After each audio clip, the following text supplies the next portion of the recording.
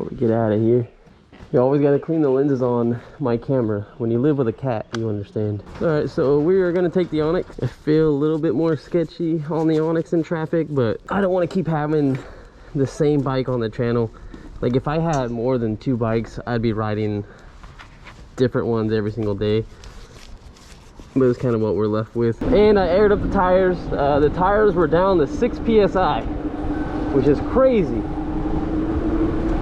So hopefully I don't feel anything like weird or bumpy, and hopefully the tires don't have to be flattened and aligned again, because normally when a lot of people get these bikes, the tires need to be inflated and then deflated just to kind of balance them out.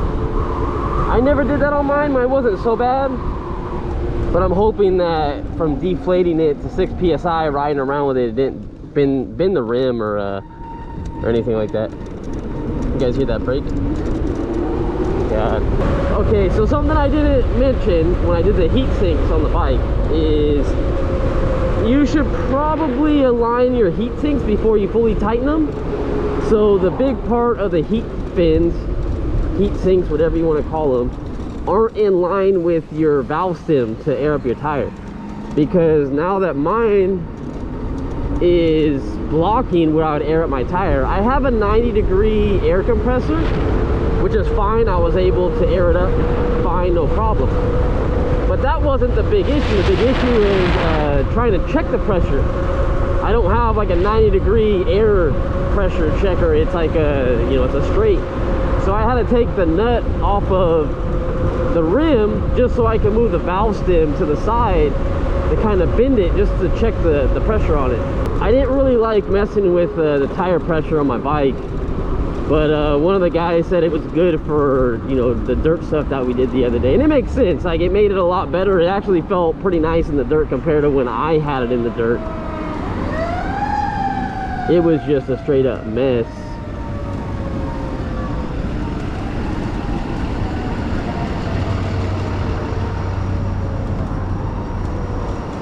So see how this light is? So this is what I did last time, hauling ass through here, and then the light turned green for a brief second, and everyone started moving like 5 miles an hour. This guy that has a trailer doesn't look like I'll fit. Well, I might. These bars are a lot smaller than the Surround. Let me pass this thing before it turns green. Bike picks up speed. I love it. So much different than the Surround. I'm just so curious. Like, I can't wait to do some comparisons to the Surround on a 72 volt and then the Onyx on a 72 volt. Like the actual torque and acceleration. I'm like waiting for it. That's gonna be fun. Ooh, that is bumpy. Oh, I can hear the battery moving around. I still never did those straps. It's not like I'm lazy or anything. It's just like, damn, I just haven't had the time. I've been doing so much. To do the straps, I have to take off both side panels and the wood cover. And I don't think I got to remove the battery, but I'm definitely going to have to get in there to put those straps on. Definitely need to do it though, because the single strap is not working out too well. I put out a video after I did the heat sinks, and I was trying to monitor the temp. But I want to get a video when it's over 100 degrees, and I want to go ride this bike and give you guys an idea of how hot it gets. The only reason I haven't done that yet is because it hasn't been over 100 yet. It was. So I'm technically just waiting for a day where it's like really hot and I have some free time, and I'll go ride this around for 20 minutes or so. I won't cut the video up. I really want to get some actual like raw footage so you guys can see. And basically we'll just monitor the temps the whole time. Yep, it's doing that cutting in and out thing. I can see the volts going up and down. It's probably a battery issue, to be honest. These batteries aren't the best. Even the other Onyx owner that I met up with, he said that the battery's not the best. He has issues with his. Alright, we're here. I'll see you guys at nighttime.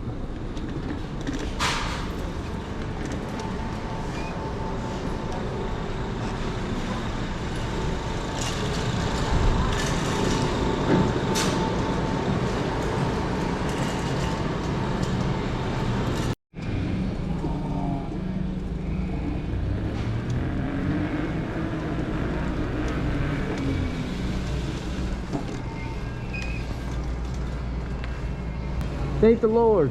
Kind of liking this Facebook dating thing though. Facebook dating? Yeah. These vlogs are getting like very like interesting. With all this shit that like happens at my work, man, it's crazy. Alright, this light sometimes doesn't go. So today, which is very interesting, is someone at our store was throwing eggs all over the place.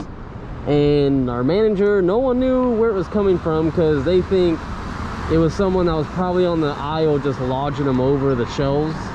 And they were just hitting random stuff, like random walls. That was great. So that happened. And then someone left their kids in the car. So the cop showed up. I thought the cop showed up from what happened yesterday, but no. Okay, maybe that'll be better. Man, just going up that overpass, 81.4 volts, and I was at 83.5.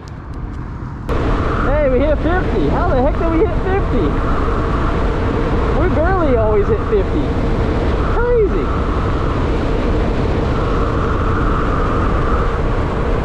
Well, that's cool. Now I just got to figure out what's up with this bike and the throttle cutting in and out a lot of the time. We'll figure it out one of these days. I'm thinking about softening up this suspension a little bit.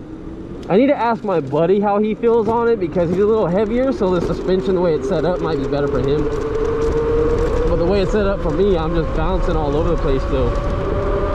There's a video I did a while back where I told you guys the difference on stock suspension versus Ego Boost shocks, which is an aftermarket suspension. I did a video on that, and I basically was saying that I think the stock suspension is like a 3 out of 10.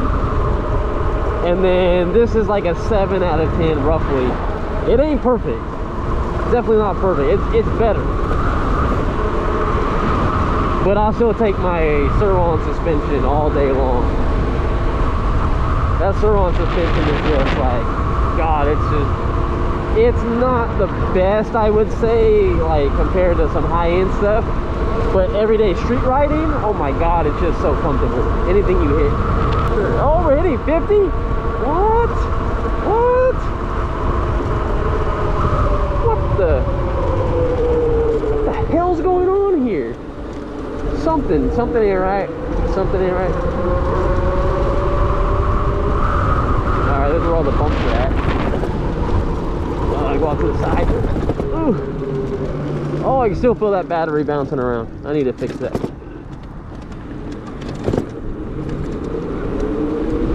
It's definitely been interesting in Fresno.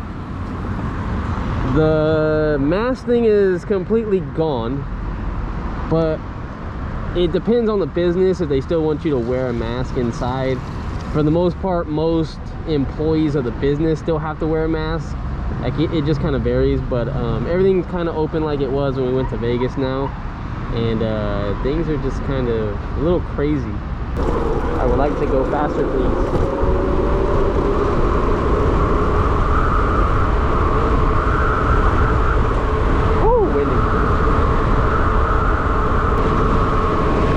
We should be good. I had a car behind me for the longest time, but I couldn't tell what type of car it was.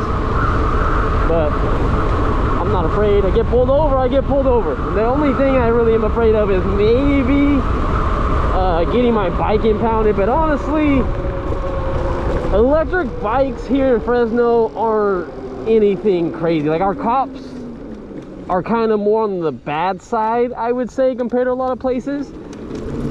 There's definitely a lot of good cops out there, but I would say, like, there's not really an electric bike issue where I live at, so I'm not sweating it too much.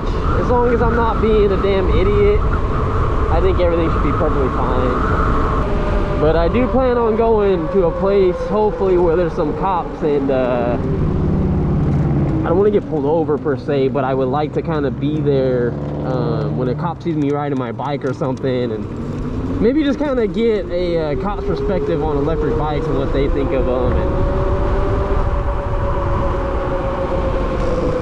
I don't know, just see what video we can make out of it. So, all right, guys, that's the video for today. After you hear my squeaking ass brakes, see you guys in the next one. Take care, peace out, all that nonsense. And we're growing, guys. We're growing.